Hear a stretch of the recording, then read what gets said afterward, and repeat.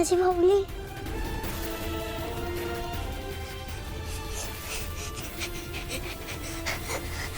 माझी भाऊली.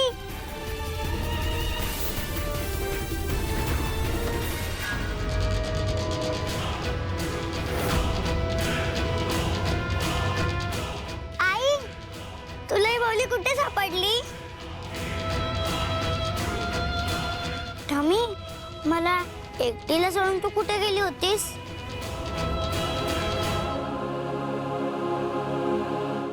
आत्या, आत्या उठ लवकर. आत्या उठ, उठ ना आत्या. सगळं काय सकाळी?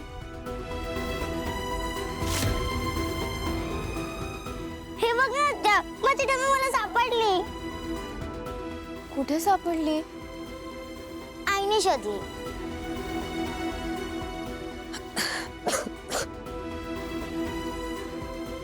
वेदा, आता तुला तुझी ठमी सापडली की नाही? आता पटापट आवरून घेतो हा. आणि तू आणि आत्या दोघी पण खाली नाश्त्याला या हा.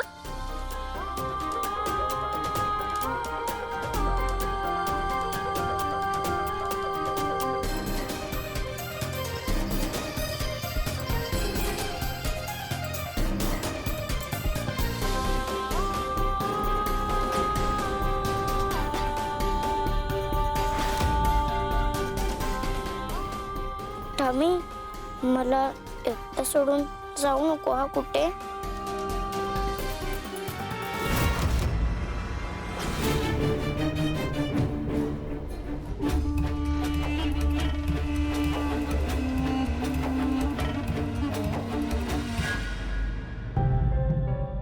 मीरा, हा वेदाचे बाबा. वेदा उठली? हो, उठली. अजून बाहुली सापडली नाहीये. आता ती बाहुलीबद्दल विचारणार. नाही नाही, बाहुली सापडली. सापडली बाहुली?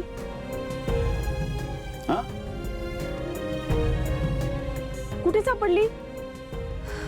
आत्या, ती बाहुली रूम मध्येच होती. घ्या. असं कसं? आपण जेव्हा शोधत होतो तेव्हा तर आपल्याला दिसली नाही ती बाहुली.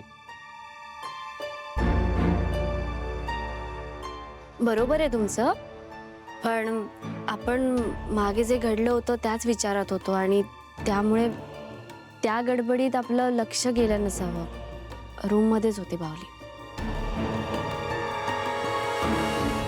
चला, सापडली ना बाहुली, ते महत्वाचं आहे. येस, बरं झालं. मला वेदाचं टेन्शन आलं होतं. अथर्व, नको टेन्शन घेऊस. आता या घरावर कुठलंही संकट येणार नाही. मी देवी आईला नवस बोलले.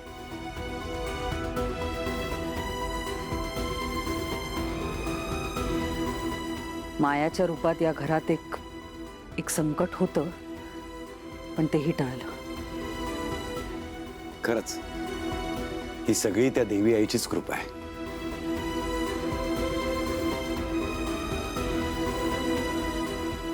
देवीने हिचं ऐकायला ही काय देवीची मोठी भक्त आहे का? मंजिरी, तू ना कैदाशीण आहेस, कैदाशीण. एखादी चेटकीण सुद्धा तुझ्या समोर कमीच पडेल.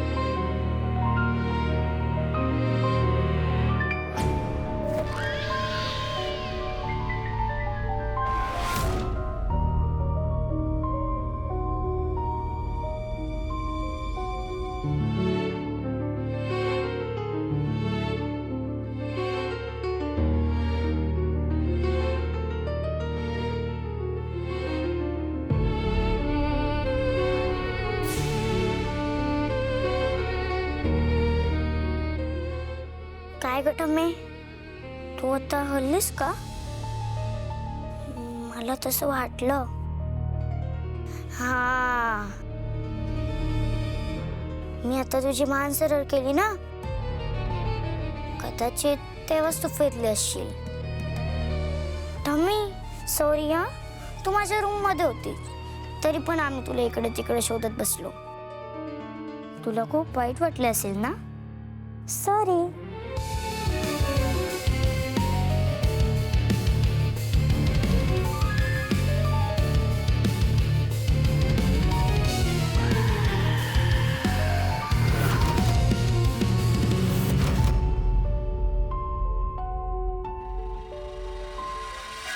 आवरलं का आमच्या वेदाताईंचं? आजी झालं.